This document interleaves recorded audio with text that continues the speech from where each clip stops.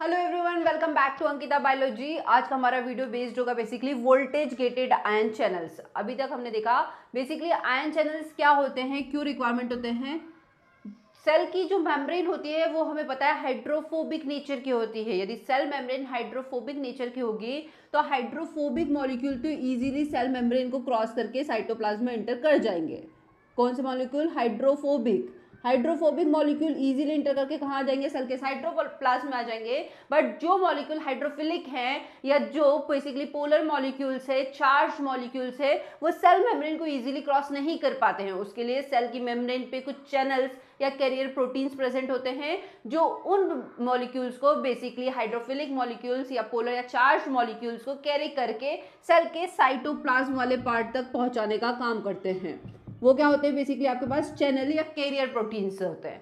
अभी हम जो हम स्टडी करने वाले इस वीडियो के थ्रू वो हम स्टडी करने वाले voltage gated ion channels.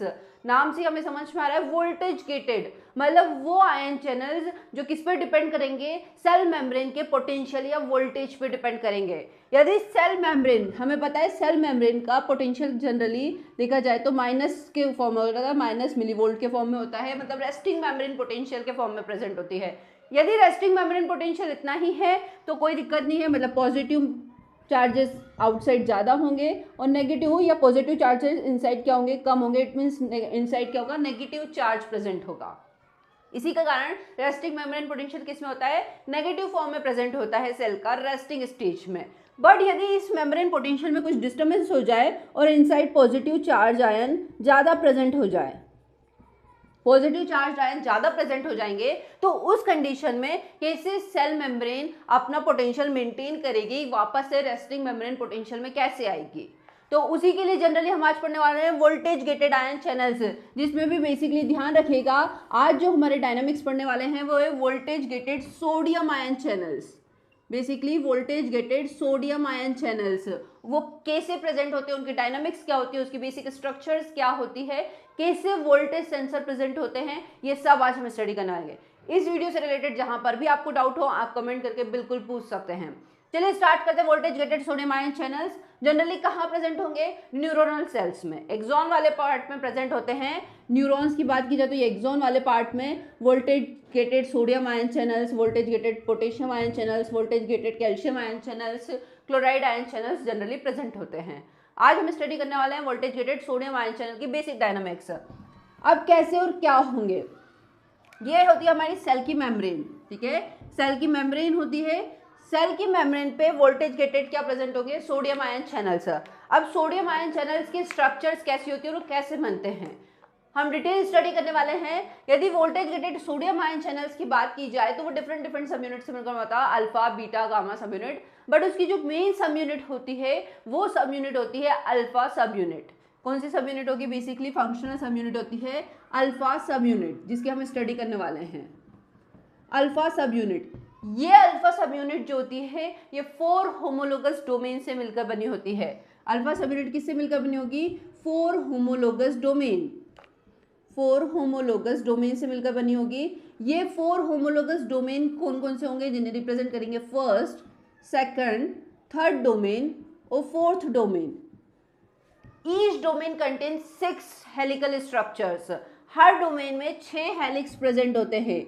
Each domain में क्या? 6 हेलिक्स स्ट्रक्चर प्रेजेंट होगी। हर डोमेन में क्या प्रेजेंट होंगे?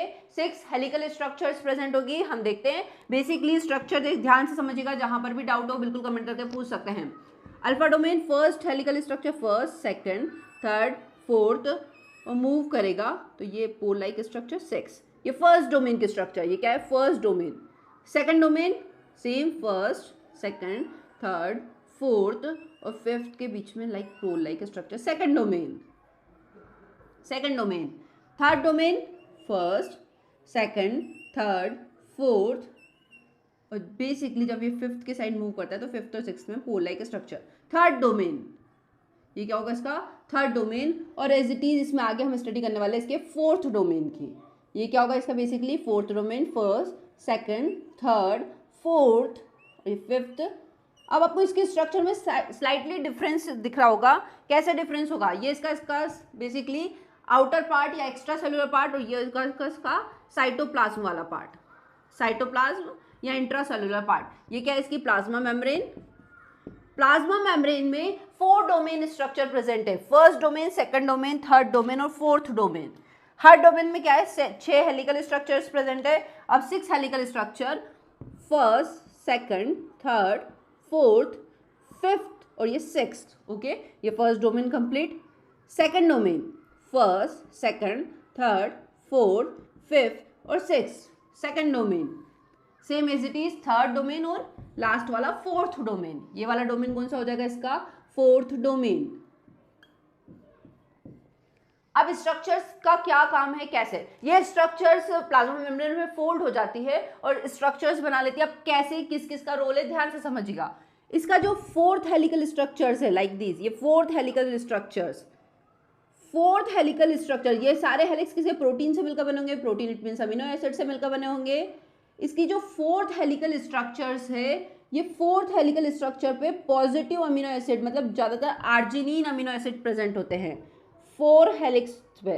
S4 से रिप्रेजेंट करेंगे। 4 हेलिक्स कैसा होगा, पॉजिटिवली चार्ज्ड होगा, पॉजिटिवली चार्ज होगा, जो जनरली किसकी तरह एक्ट करेगा, वोल्टेज सेंसर की तरह। जैसे ही मेम्ब्रेन पोटेंशियल, सेल की मेम्ब्रेन में कुछ भी डिफरेंस हुआ, मेम्ब्रेन पोटेंशियल में डिफरेंस हुआ, सबसे पहले सेंस कौन करेगा, हेलिक्स नंबर 4 S4। ये किसकी तरह एक्ट करेगा, वोल्टेज सेंसर, वोल्टेज सेंसर की तरह एक्ट करेगा। कौन सा, हेलिक्स नंबर 4 S4। S5 और S6 के बीच में ये जो स्ट्रक्चर बन रही है, ये होता है सिलेक्टिव फिल्टर या पोर रीजन। जब पोर किसमें से क्रॉस होगा, सोडियम आयन जब क्रॉस होगा, उसके लिए पोर लाइक स्ट्रक्चर बनाने का काम कौन करता है, S5 और S6 से हेलिकल स्ट्रक्चर। ये क्या है इसका, सिलेक्टिव पोर या पोर रीजन्स, जिसे पुल प्रोटीन भी कहा जाता है जनरली। सिलेक्टिव पोर या सिलेक्टिव फिल्टर, सिलेक्टिविटी फिल्टर्स भी से कहा जाता है, पोर रीजन्स भी से कहा जाता है जनरली। पुल प्रोटीन जो कौन बनाता है, हेलिक्स S5 और S6। हेलिक्स S5 और S6 क्या बनाएंगे इसका, पोर रीजन, जिसमें से सोडियम क्रॉस होगा। पोर रीजन बनाने का काम कौन सा होता है, हेलिक्स S5 और S6 का। तो आई होप अंडरस्टैंड होगा आपको। बेसिकली 4 डोमेन्स होंगे, 4 में से हर एक डोमेन्स के बाद 6 हेलिकल स्ट्रक्चर होगी, S1 S2 S3 S4 S5 S6। S4 voltage sensor की तरह काम करेगा। जैसे मेम्ब्रेन पोटेंशियल में डिफरेंस हुआ, S4 सबसे पहले रिकॉग्नाइज करेगा। S5 और S6 उसके लिए क्या बनाएंगे, सबके S5 S6 बेसिकली पोर रीजन बनाने का काम करेंगे, जिसमें से सोडियम क्रॉस होगा, सोडियम आयन जिसमें से क्रॉस आउटर पार्ट से आपके साइटोप्लाज्म वाले पार्ट में एंट्री करेगा। ठीक है, नेक्स्ट हेलिकल स्ट्रक्चर्स का क्या काम है, ध्यान रखिएगा। जो S3 और S4 डोमेन्स है, डोमेन की बात कर रहे हैं, S3 और S4 डोमेन का मतलब इसका S6 वाला पार्ट और इसका S1 पार्ट जनरली क्या बनाएगा, इनएक्टिवेशन गेट। इनएक्टिवेशन गेट कौन कौन बनाने का काम करता है, ध्यान रखिएगा। थर्ड डोमेन और फोर्थ डोमेन की हेलिकल स्ट्रक्चर, थर्ड डोमेन का S6 हेलिक्स और फोर्थ डोमेन का S1 हेलिक्स क्या बनाएंगे, आपका इनएक्टिवेशन गेट, जो कि मेजर रोल प्ले करेगा इनएक्टिवेशन गेट। ठीक है, इनएक्टिवेशन गेट मतलब वापस आपको गेट को ओपन करना है। ओपन और क्लोज के बीच की स्टेप क्या होती है, उसका इनएक्टिवेशन गेट। ओपन हुआ आपका basically sodium ion channel, close होने से पहले वो इनएक्टिव होता है इनएक्टिवेशन गेट के थ्रू। ठीक है, इस इनएक्टिवेशन गेट के कुछ बेसिकली एफिनिटी होती है हाइड्रोफोबिक रीजन से, हाइड्रोफोबिक अमीनो एसिड से, लाइक एलानिन या एस्परजिन अमीनो एसिड्स, जो जनरली S4 और S5 हेलिक्स के बीच में प्रेजेंट होते हैं। ठीक है, आगे देखेंगे डिटेल में स्टडी। पहले स्ट्रक्चर्स पे फोकस करते हैं हम, क्या क्या है। तो हमने बेसिकली स्ट्रक्चर्स देख ली। ये वाला इसका कौन सा एंड होगा, प्रोटीन रीजन है तो ये इसका अमीनो एंड, और सेकंड ये एंड कौन सा होगा, इसका कार्बोक्सिलिक एंड। तो ये हमने देखा आयन चैनल्स की बेसिक स्ट्रक्चर्स क्या होती है। आयन चैनल्स 4 डोमेन्स, अल्फा सब यूनिट की बात कर रहे हैं बेसिकली, इसकी क्रिएटिव या फंक्शनल सब यूनिट की होती है, अल्फा सब यूनिट्स होती है। अल्फा सब यूनिट 4 डोमेन से मिलकर बने हुए, उन चारों डोमेन के हमने स्ट्रक्चर्स देखी। हर डोमेन में हेलिक्स प्रेजेंट होते हैं, हेलिक्स के स्ट्रक्चर्स देखी, कौन सा हेलिक्स किसको बनाने का काम करेगा वो देखा हमने। ध्यान रखिए, वोल्टेज सेंसिंग का काम कौन करेगा, S4 हेलिक्स। पोर कौन बनाएगा, जिसमें से सोडियम आयन क्रॉस होंगे, S5 और S6 हेलिक्स। इनएक्टिवेशन गेट का फॉर्मेशन कौन करेगा, थर्ड डोमेन और फोर्थ डोमेन। थर्ड डोमेन का S6 हेलिक्स और फोर्थ डोमेन का S1 हेलिक्स, वो क्या बनाएगा उसका बेसिकली इनएक्टिवेशन गेट। चलिए आगे मूव करते हैं। ये तो हमने बेसिकली देखा कि ठीक है स्ट्रक्चर्स कैसी होती है, ये जब रोटेट होंगे तब। अब कैसे मूवमेंट होगा, कैसे इनएक्टिवेशन गेट एक्टिवेशन गेट का फॉर्मेशन, कैसे सोडियम आयन को या गेट्स को पता चलेगा कि हमें वोल्टेज सेंसिंग होगी या कैसे एक्टिवेशन या इनएक्टिवेशन होगा। चलिए स्टार्ट करते हैं। ये है आपका बेसिक स्ट्रक्चर्स बनाते हैं, एक नॉर्मल स्ट्रक्चर्स। ये आपका वोल्टेज सेंसिंग वाला पार्ट, मतलब S4 हेलिक्स। ये क्या है आपका S4 हेलिक्स, जिसमें जनरली पॉजिटिव चार्जेस प्रेजेंट होते हैं। S4 helix, S4 helix. ये गेट्स है इसके, जनरली अभी रेस्टिंग मेम्ब्रेन पोटेंशियल पे, तो गेट्स कैसे है क्लोज। ये क्या है गेट्स।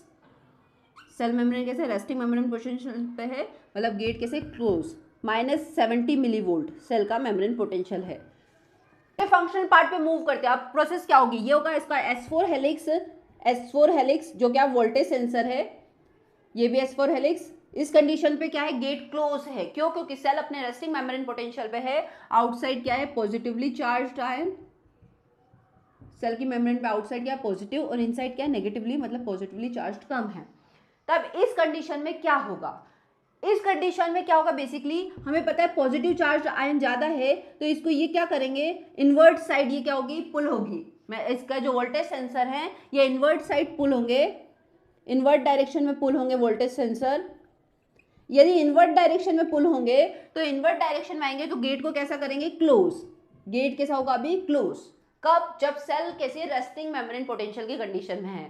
क्या होगा रेस्टिंग मेम्ब्रेन पोटेंशियल में, हमें पता है पॉजिटिव चार्ज है, वो उसको रिपेल करेगा। इट मींस जो वोल्टेज सेंसर है वो इनसाइड मूव करेंगे, साइटोप्लाज्म की साइड मूव करेंगे। जैसे ही सेल के साइटोप्लाज्म की साइड मूव करेंगे गेट हमेशा कैसे होंगे क्लोज कंडीशन में होंगे। अब क्या होगा, यदि सपोज सेल के अंदर अब सेल का धीरे धीरे डीपोलराइजेशन हो रहा है। अब डीपोलराइजेशन के रीजंस हो सकते हैं, क्योंकि एक्सॉन्स के रीजंस में पोटेशियम आयन चैनल्स भी है, क्लोराइड आयन चैनल्स भी है, आपके कैल्शियम आयन चैनल्स भी है। यदि सेल मेम्ब्रेन का धीरे धीरे क्या होने लगा डीपोलराइजेशन होने लगा, मतलब सेल के अंदर क्या हुआ पॉजिटिवली चार्ज इंक्रीज होने लगा।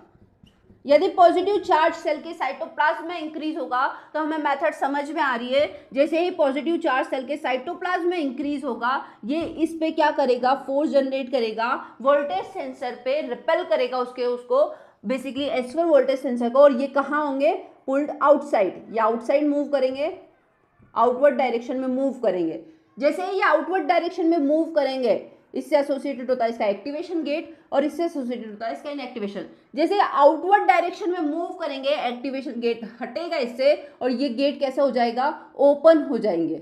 गेट कैसे हो जाएंगे बेसिकली ओपन कंडीशन में हो जाएंगे। कब? जब डीपोलराइजेशन की कंडीशन आएगी तब ये गेट क्या हो चुका है ओपन हो चुका है, गेट ओपन।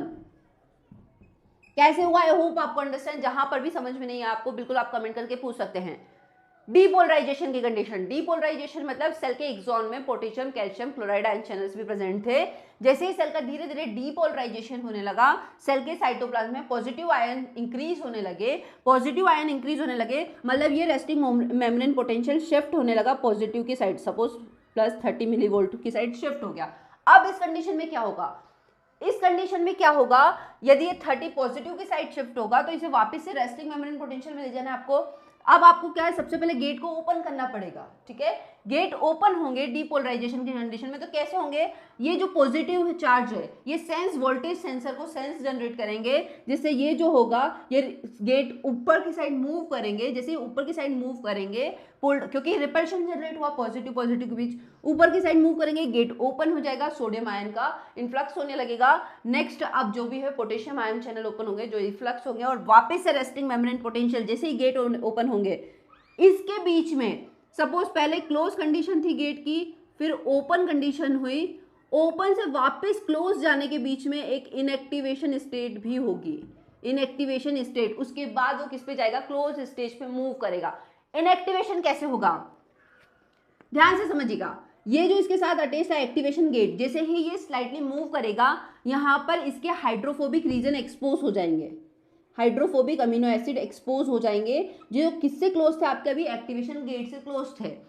जैसे ही मूव करेगा हेलिक्स S4 S5 के बीच में जो इसके हाइड्रोफोबिक अमीनो एसिड थे वो एक्सपोज हो जाएंगे। हाइड्रोफोबिक अमीनो एसिड जैसे ही एक्सपोज होंगे, क्योंकि हमें पता है इनएक्टिवेशन गेट यहाँ से S6 वाला पार्ट या S1 से क्या था IFM इनएक्टिवेशन गेट था, इनएक्टिवेशन गेट, ये इनएक्टिवेशन गेट इससे अपने अफिनिटी शो करेगा और जाके बाइंड होगा, मतलब इसका इनएक्टिवेशन गेट कैसे, जो आपके S6 हेलिक्स से इनएक्टिवेशन गेट था वो जाके कहाँ एसोसिएट हो जाएगा, इनके बीच में जाके बाइंड हो जाएगा, इसके हाइड्रोफोबिक अमीनो एसिड से जाके बाइंड हो जाएगा। अब ये कंडीशन क्या हो गई आपकी इनएक्टिवेटेड स्टेज। इनएक्टिवेटेड मतलब है अब इसको धीरे धीरे अपने थ्रेशोल्ड लेवल तक पहुंचाएगा, मतलब कहां तक हो जाएगा, उसको वापस से अपने रेस्टिंग मेम्ब्रेन पोटेंशियल -70 मिलीवोल्ट तक पहुंचाएगा। इनएक्टिवेटेड स्टेज जैसे ही खत्म हो जाएगी वैसे ही गेट किस हो जाएंगे, क्लोज हो जाएंगे, मतलब वापस सेल अपने रेस्टिंग मेम्ब्रेन पोटेंशियल में पहुंच चुकी है। तो ध्यान रखिएगा ओपन से क्लोज में जाने से पहले एक इनएक्टिवेटेड स्टेज भी होती है, इनएक्टिवेशन स्टेज भी होती है। वो स्टेज क्यों होती है, ताकि सेल धीरे धीरे अपने रेस्टिंग मेम्ब्रेन पोटेंशियल की साइड शिफ्ट करेगी। वो जो चेंजेस हुए हैं वो एकदम से शिफ्ट ना होते हुए धीरे धीरे अपने रेस्टिंग मेम्ब्रेन पोटेंशियल में शिफ्ट होंगे। जैसे ही रेस्टिंग मेम्ब्रेन पोटेंशियल में शिफ्ट हो जाएंगे, सेल का जो आपका गेट है आयन चैनल्स का वो वापिस से कैसे हो जाएगा, क्लोज हो जाएगा। ठीक है, जैसे ही गेट क्लोज हुआ वैसे ही सोडियम आयन की एंट्री अब बंद हो जाएगी, सेल वापस से अपने रेस्टिंग मेम्ब्रेन पोटेंशियल मतलब कहाँ से +30 से वो -70 मिलीवोल्ट या -60 मिलीवोल्ट पर वापस से पहुंच चुकी है। तो ध्यान से समझिएगा, ऐसा नहीं होता है, ये बिल्कुल सही है कि सेल कितनी देर के लिए ओपन होती है, विद इन मतलब माइक्रो सेकेंड्स के लिए सेल अपने चैनल्स को ओपन करती है। किससे, अराउंड 10 to 50 माइक्रो सेकेंड्स के लिए सेल अपने चैनल्स को ओपन करती है, या सेल की मेम्ब्रेन पे जो चैनल होते हैं वो ओपन होते हैं। बट उसको वापस रेस्टिंग मेम्ब्रेन पोटेंशियल में ले जाने के लिए सेल पहले इनएक्टिवेशन स्टेज में जाएगी, ताकि उसका थ्रेशोल्ड लेवल या उसके रेस्टिंग मेम्ब्रेन पोटेंशियल तक धीरे धीरे अचीव करे, या -70 मिलीवोल्ट तक वो धीरे धीरे अचीव करे। जैसे ही वो अचीव कर लेता है, सेल के मेम्ब्रेन के गेट वापस क्या कर दिए जाते हैं, क्लोज कर दिए जाते हैं। किस मैकेनिज्म की क्लोज हो जाएगी वो हमने देखा, क्योंकि पॉजिटिव चार्ज क्या करेगा, वोल्टेज सेंसर को आउटसाइड मूव करेगा। आउटसाइड मूव करेगा मतलब गेट कैसे होंगे, अब क्लोज कंडीशन में आएंगे। तो ये था बेसिकली आपका basically voltage gated ion channels, कैसे आयन चैनल्स ओपन होते हैं, कैसे क्लोज होते हैं, कैसे इनएक्टिवेशन स्टेज में आते हैं। ध्यान रखिएगा, सबसे फर्स्ट आपके पास गेट कैसे थे, क्लोज कंडीशन में थे। गेट क्लोज कंडीशन में थे मतलब resting membrane potential -70 millivolt, voltage dependent है। जैसे डीपोलराइजेशन होगा, डीपोलराइजेशन हुआ, गेट कैसे हो गए, ओपन कंडीशन में हो गए। ओपन कंडीशन में हुआ मतलब सेल का मेम्ब्रेन पोटेंशियल -70 मिलीवोल्ट से शिफ्ट होके +30 मिलीवोल्ट की साइड शिफ्ट हो गया। ओपन कंडीशन से अब टाइम डिपेंडेंट है, टाइम पे डिपेंड करेगा वो किस पे जाएगा, अब इनएक्टिवेशन स्टेज पे। इनएक्टिवेशन स्टेज पे मूव किया, इनएक्टिवेशन स्टेट में रहेगा थोड़ी देर। इनएक्टिवेशन स्टेट से फिर वोल्टेज डिपेंडेंट है, रीपोलराइजेशन होगा। रीपोलराइजेशन होने पर वो वापस से किस में आ जाएंगे, गेट उसकी क्लोज स्टेज में। अब यहाँ पर क्या होगा, उसका रीपोलराइजेशन। तो ध्यान रखिएगा, ओपन से क्लोज के बीच में जाने पे सेल में किस में होगा, उसका इनएक्टिवेशन स्टेज पे आएगा या इनएक्टिवेशन स्टेज को फॉलो करेगा। उसके बाद ही उसका रीपोलराइजेशन के थ्रू सेल मेम्ब्रेन कैसे हो जाएगी या चैनल्स कैसे हो जाएंगे, क्लोज हो जाएंगे। तो ये था बेसिकली आपका आयन चैनल्स, किसके, basically voltage gated sodium ion channel की मैकेनिज्म। वीडियो से रिलेटेड जहां पर भी आपको डाउट है आप बिल्कुल कमेंट करके कमेंट बॉक्स में पूछ सकते हैं। चलिए, इसके साथ ही यदि ये वीडियो आपके स्टडी के लिए हेल्पफुल है तो प्लीज वीडियो को ज्यादा से ज्यादा लाइक करें, चैनल को ज्यादा से ज्यादा सब्सक्राइब करें। Thank you.